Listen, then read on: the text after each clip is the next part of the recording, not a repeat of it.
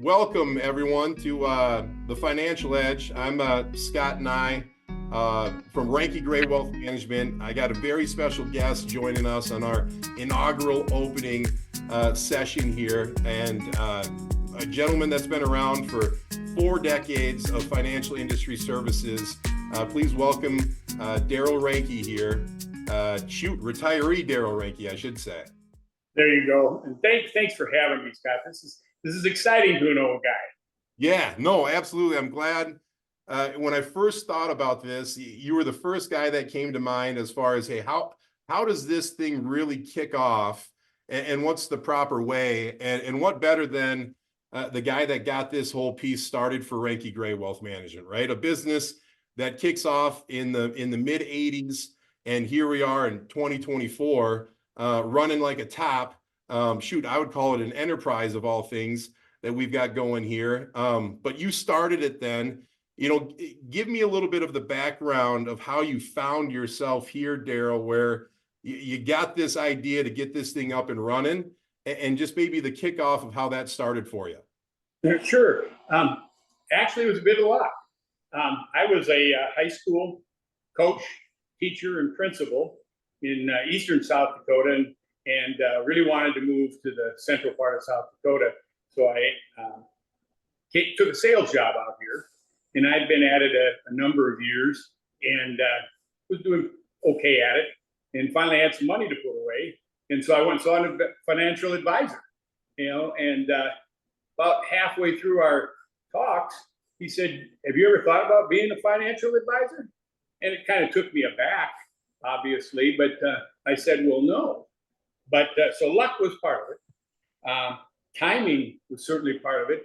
About that time, the company that I was selling for decided that I should be a regional manager in Sioux Falls, and that didn't interest me very much. Right. So the second part of that is I took advantage of an opportunity. Yep. And I think there's a real story there. The luck part was there, taking advantage of that opportunity. And yeah, that was in the early part of 1986. It's been a long time. Right. No, that's, one thing that stood out there from the get-go was you started making some money and sought out a financial advisor. That comes across a lot to me in nowadays, where everybody's in a do-it-yourself situation. What's your thoughts there, Darrel, where even you go, hey, I'm gonna go seek somebody out? How does that resonate with you? Well, there's a couple points there that I rest on. Is I've always been a believer that if you find someone who is a jack of all trades, the old master of none adage comes into play at some point in time. Right. And I would certainly agree with you. Today's world, there is so much financial advice out there, some of which may be good, some of which may be bad, some of which may be indifferent. They may be trying to sell you their latest, greatest book. They may tell you how good they did during the COVID pandemic, whatever that is. And so I would say that despite the fact that there's an incredible amount of information, I would say, out there, it's the most difficult time I have ever seen because of just that. Right. There's so much information. Yeah, so it is, and it's overwhelming. And right. So someone needs to assimilate that information, put it into a plan for clients. Right. Right. No, let me ask you with that, because there's obviously this industry in some cases a little taboo because you're talking about money and whatnot. But even with that, is there a memorable success story that comes to mind that you could highlight from Reinke Gray that during your years, maybe it was at the start, maybe it was in the middle, or maybe it was just when things were just up and running, we go, shoot, I think I'm in the right spot and I'm doing the right type of things for people? Yeah, it's kind of a silly one, but I remembered it my entire career. It was fairly early on in my career, but I had one gentleman, very successful gentleman, client, and one day in the office he says, my wife and I were talking, we should really put up a portrait of you in our house. back and laugh. I said, well, I don't think we need to probably do that. But what it made me think is that we deal with probably the third most important thing in any family's lives: Right. faith, family, finances. There we are. Right. So it is such an important part of their life. And I think that whole thing, as you watch people successfully go from not really having much put away to having a very substantial amount put away, and you were some part of that, Right. that's No, absolutely. And the other thing that comes to mind for myself and the long-standing relationship that we built. I mean, shoot, this thing is that you started and we've ran with the baton going forward for, like you said, 40 some odd years almost here. It's incredible the amount of lineage and generational difference that you can make for a family through the stewardship that started with taking advantage of an opportunity and being curious and going, hey, let's give this a run. And that's something that I rest my head on. I remember when your son, Brad, who's now 28 years here in the office or somewhere around there, came and had his first conversation with me. It's something that stands true of going, hey, we've got something that stood the test of time and is really impacting people for generations. And that's something that's fun to be a part of. you hit on something there, Scott, that test of time. In my 38 years here, I've seen many financial advisors come and go. What Reinke Gray Wealth Management hasn't done is they're still here. And right. They've got the next two layers, if you would, already in place, with myself having retired, son Brad, 28 years, you being the youngest member of the crew, but along with Bob Gray, of course, been with us quite a lot of years as well. So that's important because you begin to build relationships.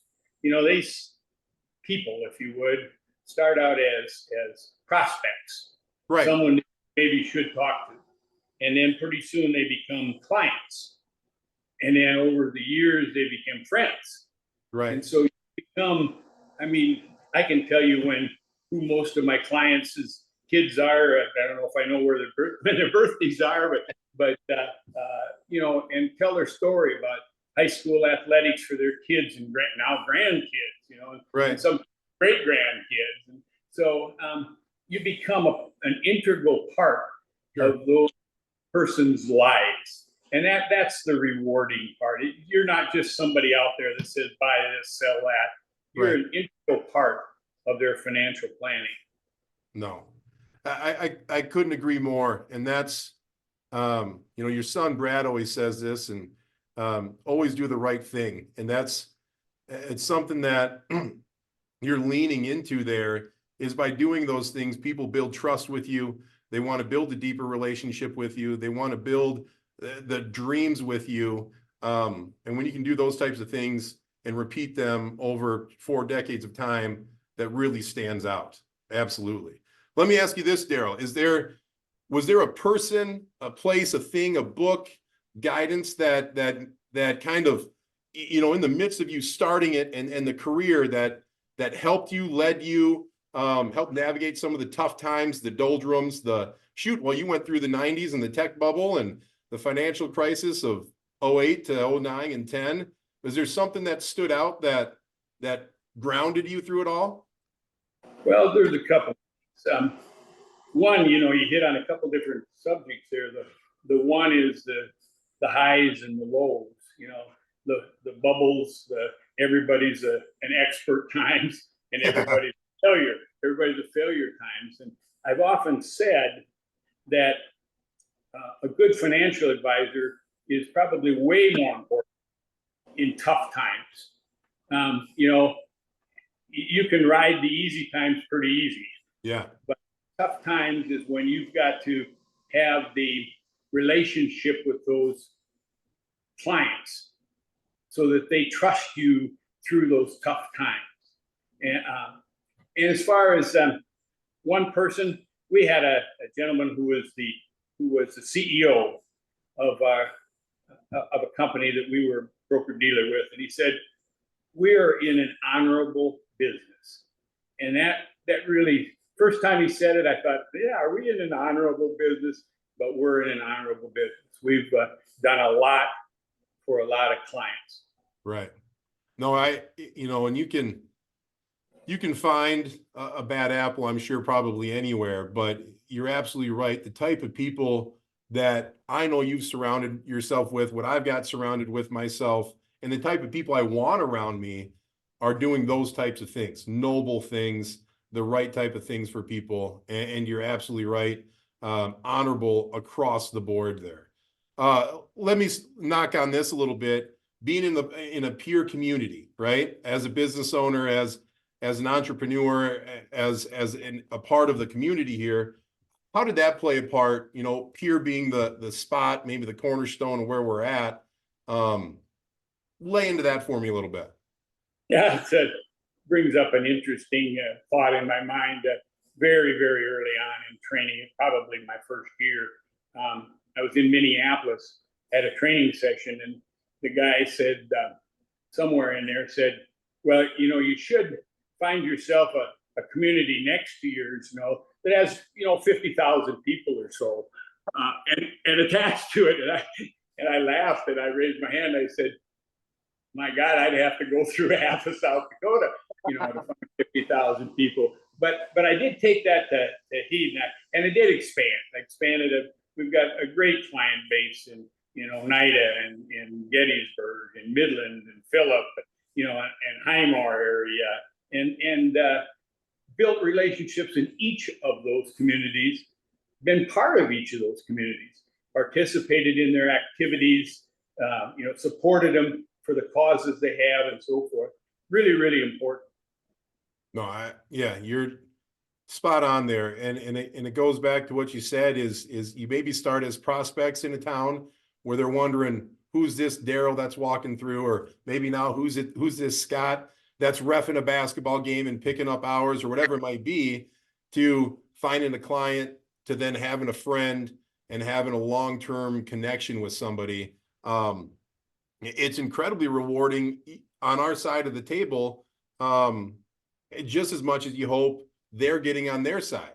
And that's why this is so fruitful for so many people. And here you go, Darrel, with where we are at, and I know we had our first few years that I started, I was riding alongside of you as we're going through 401k plans. And obviously there's going to be, as we continue to grow and expand in our industry, what do you think is something that stands out for a person as an attribute to being a successful advisor? Is there something a couple of things or something that stands out to go, hey, this is going to put you in the right spot, and here's something to look into? I think one thing is consistency. I'll use Gettysburg as an example. I went there pretty darn faithfully, one day a week for a lot of years. Now we're the first few of those very, very successful. I can remember one time at the golf course in Gettysburg, I said hi to this guy, used his first name, and said hi to him. And pretty soon I look over and he's poking this other guy and saying, who's that guy? Yeah. And you got to be around for a while so they know who that guy is. Right. You got to build it, right? Absolutely. You have to. Consistency. I like that. That's a good point to make, is just showing up, right? And being around and being available for people. Let me ask you this. I don't know if the last one or not, but would you do it all over again? I mean, if you could hit the reset, is this something you're going, I'm going to grind through this, and this would be the rally that I would go on again? No question. It's been an incredibly rewarding career for me. And I mean that in that, from the relationship side of point as well as the financial side of the business, built an awful lot of friendships that are still there today, and really, really, really proud of them. No, yeah, It's fun. And a guy like myself that likes to be around people, I'm sure is the same for you. You lean into those relationships because it brings a purpose to what we're doing, right? No, that's great. Shoot. You know, Darrel, that probably kind of wraps it up as far as kind of getting this thing going. Any last words or last points of emphasis to lead us out into 2024? Well, not really. I mean, again, steady as she goes. You know, there will be good markets, there will be bad markets.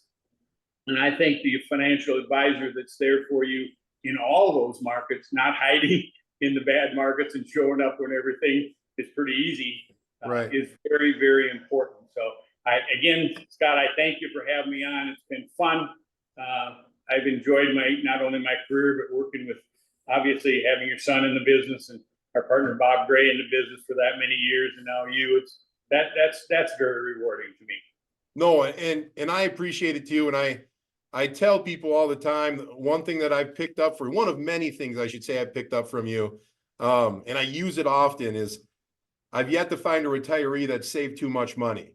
And I remember you saying that in one of our meetings, and I've held that forward because I'm just like, what a perfect way to exemplify the time that you spend with a group of people for the years that you're with them, and go, hey, yeah, you're right. We've had a lot of success, and I've yet to find somebody that's upset about the stewardship that we've put them through to manage and invest and save their money. Just like, there it is. Absolutely, Scott. No, perfect. Well, hey, I appreciate the time. Shoot, there might be another opportunity. I hope there's another opportunity for us to have another one with these with Jan with just some added questions and whatnot. But I think it's a great start of this conversation to get impactful people in the business like yourself and getting it from the very start of how this thing started for Reinke Gray Wealth Management, and look forward to obviously our conversations, and I'll be in the office waiting for you. All right, that sounds good. Again, thanks for having me. I enjoyed it. Thank you.